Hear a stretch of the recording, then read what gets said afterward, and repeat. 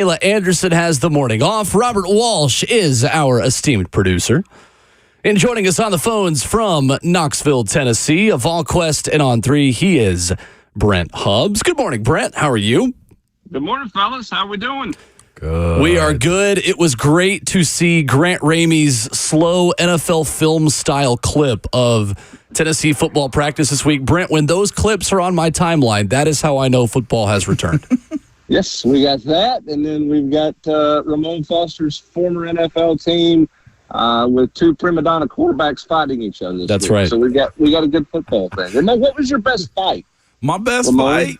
Were you a fighter or a lover? What were we doing? Hubbs, you know me, man. I was trying to get in the scrum. I always had to prove myself, okay? It's the West Tennessee in you. My best college one was me and Andre Mathis, man. That was the year I got most improved, and I'll never forget, I was on a tear that summer. It was summer 07. And, man, I took him respectfully. He's probably not listening, so I'll tell the story. I took him in a one-on-one drill from where we were on the left side of the practice field all the way to the fence. And at that point, I was big dog, okay? There's that one. And the other one was Bud Dupree. He and I are great friends to this day, man. We really got into it in training camp, man. And it was he was young Bud trying to prove himself, and he was an outside linebacker. We had Joey Porter on the roster at that point in time as a coach, so he was feeding them gunpowder to sick us. So it was, Hubbs, I've had a lot of those skirmishes on the field, but here's the thing. I'm a dog about my teammates and my buddies to my left and to my right. If you're with me, then you never have to worry. So it was one of those situations. It was in the context of practice, though. It wasn't personal. I got you. I'm just curious. I didn't know if you got into it on the baseball field in Knoxville, or if you had. I didn't know what you had going on in one of those deals. No, that freshman year of ours was kind of crazy. You remember that whole debacle we had with a couple of guys, but other than that, we ain't do that. By the way, I got my Twitter back. You can follow the other one back now too, Hubbs. Okay, all right. I can't keep up, man. You're all the time all over Twitter. You can't keep up. If you can figure out the harvest of your beans and your peppers and tomatoes, you can keep up with Twitter, Hubbs. I love it. Now, Brent, we're just trying to keep him safe on the practice field at Titans practice now. There you go. Don't get run over. That's right. Head on a swivel, Ramon. Head on a swivel. If you're there, I'll just push you in front of me to protect myself. There you go. There it is. You see me, I ain't protecting nobody, buddy. I don't have a blind side. I have no side. What I got going on. We got to get them squats going. All right, we got a show to do. Brent Hubbs of VolQuest with us Fridays at 7:20. Brent, fall camp starting this week on Wednesday. Did anything surprise you, and what stood out to you as you watched this team hit the practice field? Well, I mean, it's shorts, so football's meant to be played in pads, That's so you right. got to be cautious with everything. But when you look at this team physically, there's I've said it all summer long. There's grown men on the defensive line. I think Joshua Joseph is a guy at defensive end who's going to play opposite James Pierce in the Rabbit package, who was better than Pierce as a freshman in terms of production. He's a guy that you can tell. I think James Pierce's success has motivated him. Josh was more committed to the game. Physically, he looks better than he's ever looked. He's been in the weight room, nutrition, and all those things. He's put on good weight. He's more focused than he's been in the past. I think that's a guy that's going to be really interesting to watch when they put on pads and really get after it. And then this Jesse Perry kid, the freshman, he's not going to – I don't think he's going to play. He's going to be – I think there's a chance he could be in the two deep. They may even work him at center some for the possibility of being a center for the future. This guy's gone from about 275 pounds to about 305 pounds in about 7 months, and it looks good walking around. So I'm curious to see where he's at physically when they put on pads. He was much better in spring than anybody anticipated in terms of the work he had put in coming out of a single wing offense in high school where he didn't pass protect to survive in pass protection in spring practice, and the jump he made there rather quickly. So I'm curious to see what he looks like, not for immediate impact, but for a guy who's going to help in this program down the road. And then they looked apart at receivers. I mean, that's the thing. This team looks closer to what you expect SEC teams to look like. They're just more physical. They got more depth in a lot of places. So it's a good-looking football team running around in shorts and helmets. Brent, what is Tennessee's best 3 wide receiver to start this process? I know there's a lot of talk about Chaz Nimrod. Obviously, Chris Brazzell, the Tulane transfer, has already raised some eyebrows with his catch Tennessee football posted the other day from Nico Iamaleava. But how fluid is that 3-man rotation right now? Well, I think the question is, what's that rotation look like? How many bodies is that going to be? Nimrod's put on 20-something pounds, so he's a very different slot receiver than Squirrel White. And I get, where Chaz is at. Chaz looks as good as he's ever looked. I don't know that he's jumping past anybody at this point on the depth chart. We'll see what that – I mean, I don't pay attention with, what their rotation in practice looks like because it doesn't really matter. But Brew McCoy's going to be there. He's going to be on a pitch count, much to Brew's dismay. But he's going to be there. I like Brazzell. I really do. I think Chris is a guy who's proven he can be successful. He's done it at Tulane in a spread offense. He's kind of a big receiver who plays like a little wiggle guy, and he can play in tight spaces because he was an undersized guy coming out of high school who grew late. So he learned all his receiver stuff that he learned was as a small, shorter inside guy who's now bounced outside. So I think he knows how to run tight routes and. He's got a little more wiggle to him than most people think for a guy that's got his length. Dante Thornton looks terrific. We'll just see what kind of consistency he has when he gets out there. And then you've got Mike Matthews as well. So I think the bigger question is, are they going 4 deep, 5 deep, 6 deep? What's a rotation look like at the receiver position? Because they've not played that many before. Part of that, a good bit of that has been out of necessity. They just haven't had the bodies to play.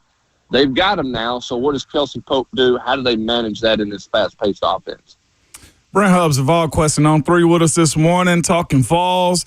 Hubbs, you have 2 young guys in your war room right up this week, man. And as Jordan Ross and Jeremiah's heard, man, Jordan Ross, by the way, I don't think a lot of people understand, 5-star was the highest rated player in this past class. And you said they don't look like normal freshmen coming in and should expect something from those 2 guys, at least on the Jordan Ross side. What can you tell us about those 2 young men? Well, I think Jordan, size, you can't teach it, right? He's 245 pounds now as a defensive end. He's only going to get bigger and stronger.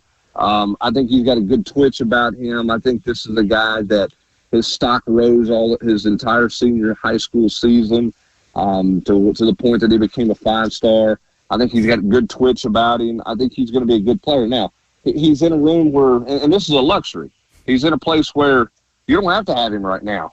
Rodney will get him in the rotation because Rodney's going to play a lot of bodies. But you start looking at them at defensive end, you got Pierce, you got Joseph, you got Caleb Herring's out there at 250 pounds, you got Ross. Then on the other side, you got Tyree West, you got Tyree Weathersby, who's coming off the hip. You've got Dominique Bailey. You got a baker's dozen out there at defensive end. That didn't even count your defensive tackles. So, it's going to be hard to have a real big impact early for Jordan, but I think that he has such skill to work with and is driven. He's going to be fun to watch, throughout the season and see how he continues to grow and get better. Jeremiah Hurd is an athletic freak for a guy his size. He has got some light feet. He can move. Everything about him. He is a get off the bus, put him at the head of the line guy because he's an attention getter size-wise. Now, he played defensive line and he played tight end in high school. Now he's playing offensive tackle. All right, there's a bit of an adjustment there. So I don't know that he's going to do anything right out of the gate, but you look at him and you think tackle for the future, and then we'll see where they are with David Sanders as a potential tackle for the future. That position's got suddenly some more depth to it when you start talking about 25, 26, that type of thing beyond, which is also what you're looking at with that spot, considering, where they are with John Campbell, where they are, with Lance Hurd for, a couple of years from now and all those types of things. So Hurd's pretty. He's just really, really pretty. He is a classic guy that Philip Fulmer would have brought him in and let him practice defense one day and then said, hey, go over here and let's see what this looks like on the other side. Kick your foot back and step back and let's see what that looks like. Oh, that's pretty. Welcome to the offensive side of the ball, young man. Ramon, I'm sure you never saw that ever happen when he played. It never happened under Philip Fulmer's watch. You don't do this to me and take me back to 2004, okay? Don't you dare. I'm just saying, Philip Fulmer, defensive lineman, is like a wrestling coach going, hey, we don't cut weight in our program. That's not what we do. We just let you weigh whatever you want to weigh. Philip Fulmer's like, defensive line? Come over here and let's do it. Omari Thomas would be an offensive guard or tackle if Philip Fulmer were the head coach at Tennessee. He would have never stayed on defense, ever. That's what I saw him do to Anthony Parker. I strategically saw him. Ant came in thinking he was going to play and went to the D-line room. I remember he was in there talking about T-Mac, Tony McDaniels, and all of those guys, man. And the next day, he was with us on the O-line with number 75 on. Yeah, he went to the photo shoot, and they handed him a 75 jersey. He's like, what just happened? Yeah, you just got Fulmer. That's what just happened. Hey, Hubbs, you know I didn't want to play O-line. I showed up to UT, and they handed me 78. I said, oh. Yeah, I guess I'm going to the O. I didn't even get to go to the meeting to introduce myself to the other side. Okay, you go straight to O-line. Don't pass go. Don't collect no $200. But you know what it is? It's almost like Shakira with making that decision. The hips don't lie. Usually, if your hips are a little bit on the stiffer side, you go over there with the big boys that were yourself, Ramon. 50 to 70. My hips are Ramon, fine. you're in Shakira's hips. I'm not sure that comparison should ever be mentioned again. That is the first time Shakira and Ramon Foster have ever been compared and should ever be compared. Entertainers, we can throw that one in there too. Sure.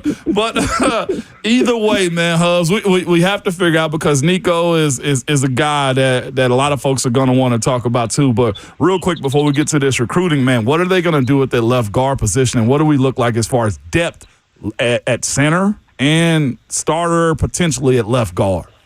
Well, depth at center is I mean, right now, if they were playing today, it's probably Dane Davis because he knows all the calls. I think the question at center becomes, what can you find this camp and this fall? Because it's not only trying to find depth at center for sometime this season, but you got to think about next year. Because you cannot, I don't think you can go to the portal in January and find a center in another offense and bring him in and have him up to speed, ready to go.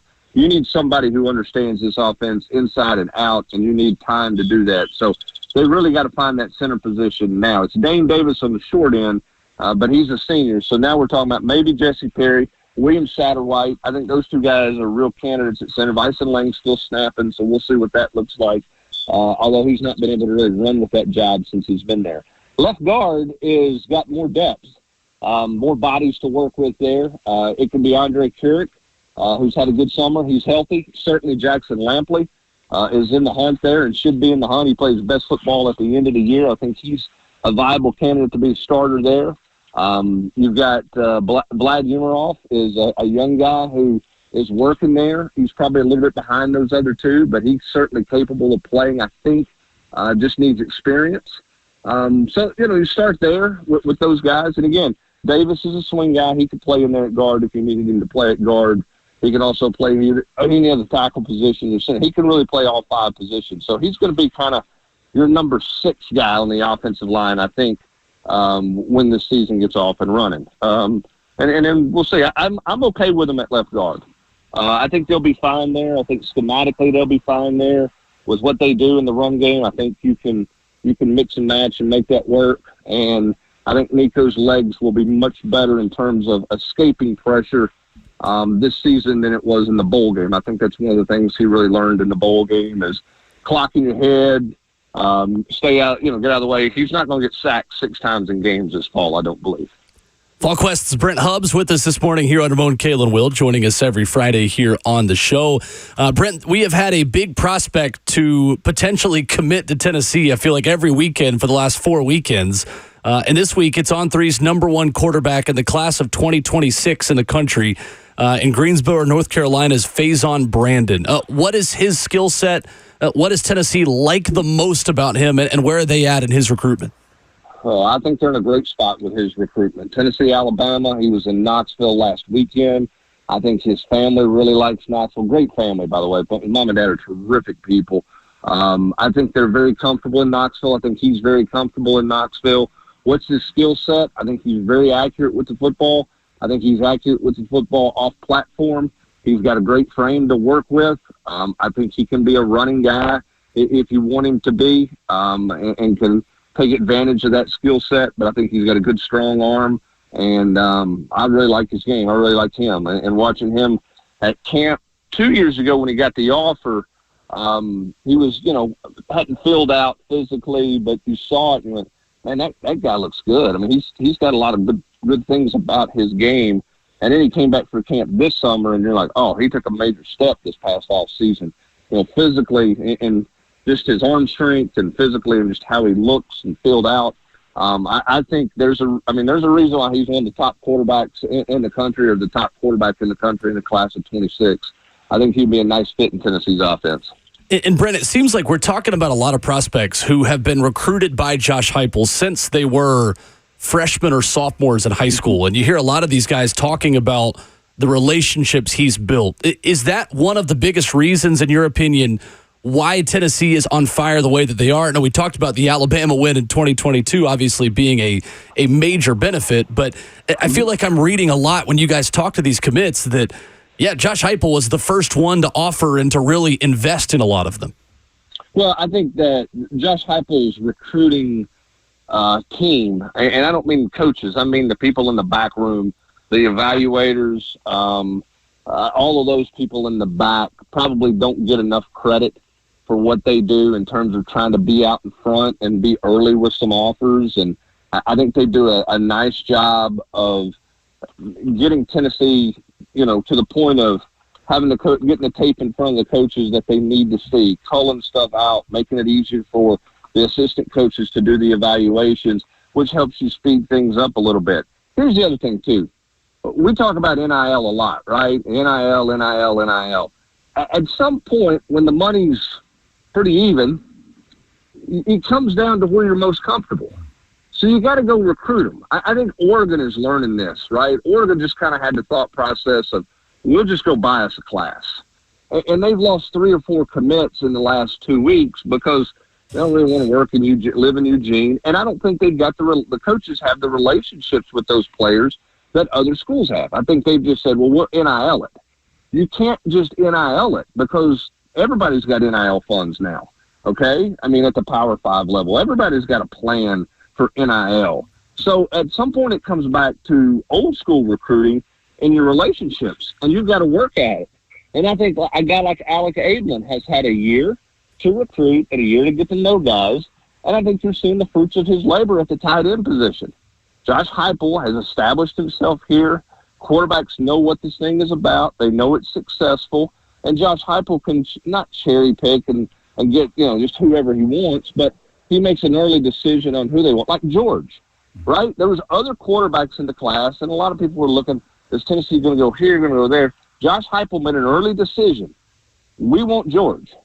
George is our guy. Point blank. That's where we're going. All of our efforts are going into George McIntyre. And they got him. They didn't try to dance for 2 or 3 quarterbacks. They focused on where they were going, and they got it done. And I think they're trying to do the same in the class of 26. And I think they have to recruit quarterbacks, and you've got to put that effort into the relationships. At 6'7", 340 right now, 360, Juan Gaston. Where are you at on his projection as far as commitment between the Vols and Georgia right now? That seems like a Georgia guy with these 6'11" guys that they've taken as of late, man. It does. Everything about that one has felt like Georgia to me. Georgia seems to be the one that makes the most sense. Now, Georgia's pretty deep, at offensive guard and in this class. He's got Oregon on his list. He's got Tennessee on his list. This is one that's really, really hard to read because, one, does not like to talk, takes a little pride in not talking to anybody and keeping people guessing. He's going to do something tonight or later today. He's not going to tell any of the schools of his decision. They're going to learn it at the press conference. And I don't think he's going to take any questions at his deal. I think he's going to probably get up, put a hat on, and walk off the stage. And then adios, he's out. And that's his style and how he goes about it. I mean, some people have interviewed his mom, and his mom's talked about what they like at every school. And he's real close to his mom, but she's not making a decision. And he doesn't care if she's speaking for him because I don't know that she knows where he's going to go to school. So we'll see. Georgia makes the most sense. He's close to his mom. I don't think he's going to go across the country, in my opinion. Tennessee's probably in it better than anybody covering Georgia thinks, but I still think at the end of the day it's probably an upset if he doesn't go to Georgia. I think most people feel like that one's just kind of been Georgia, and it just seems to make sense that it's Georgia, but that's everybody's guess because Juan's not telling anybody anything. VolQuest's Brent Hubbs joins us Fridays at 7:20 here on the show at Brent_Hubbs, where you follow his work covering Tennessee football on Twitter and all things Tennessee athletics. Brent, thank you as always, sir. Good stuff. All right, thanks, guys. Have a great weekend. You too. See you, bud. Thank you. There's Brent Hubbs with us here this morning on the show. Good stuff. That was Phil Knight's going to be upset because he said you just can't use NIL to recruit. Like that right there was uber fascinating to me, man, in this day of age where everybody got a bag. Do you know who's over your shoulder this entire interview? I saw him. I did. It's Dave Clawson. I know exactly what Bert's doing. He got too much power behind the glass.